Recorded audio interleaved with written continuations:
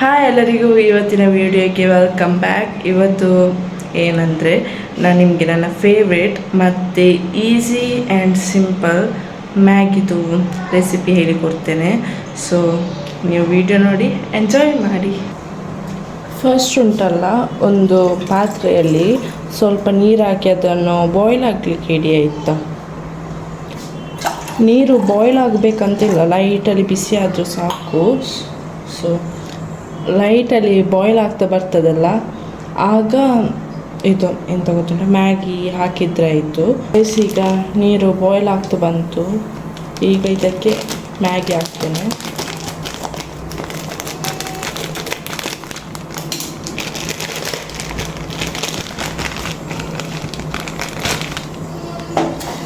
ಅದನ್ನು ಕಟ್ ಮಾಡಬೇಡಿ ಆಯಿತಾ, ಪೀಸಸ್ಸಿಗೆ ಹೀಗೆ ಹಾಕಿಬಿಡಿ.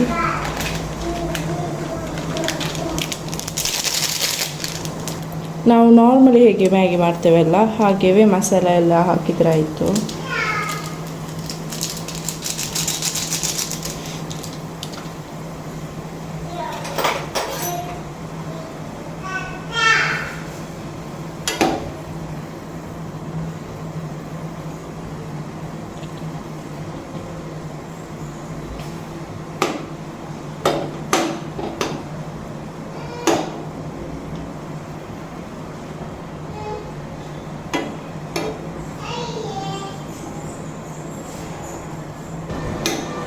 ಇದನ್ನೀಗ ಬಾಯ್ಲ್ ಆಗಲಿಕ್ಕೆ ಬಿಡಿ.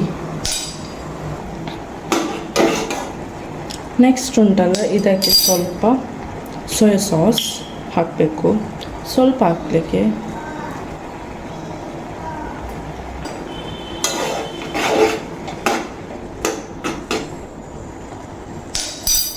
ನೆಕ್ಸ್ಟ್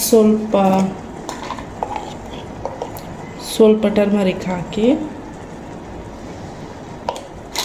ಮತ್ತು ಸ್ವಲ್ಪ ಸಾಲ್ಟ್ ನಿಮಗೆ ಸ್ವಲ್ಪ ಹಾಕಿ ಆಯಿತಾ, ಜಾಸ್ತಿ ಹಾಕಬೇಡಿ.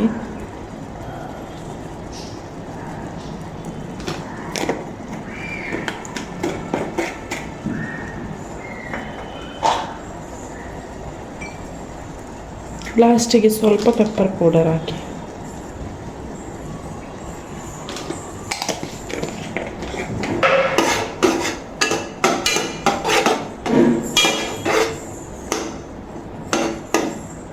ಇದನ್ನು ಸ್ವಲ್ಪ ಹೊತ್ತು ಬಾಯ್ಲ್ ಆಗಲಿ. ಆಗ ಬಾಯ್ಲ್ ಆದಮೇಲೆ ಇದು ರೆಡಿ ಆಗ್ತದೆ. ಗೈಸ್, ಇದೀಗ ರೆಡಿ ಆಯಿತು. ಇದನ್ನು ಸರ್ವ್ ಮಾಡುವ.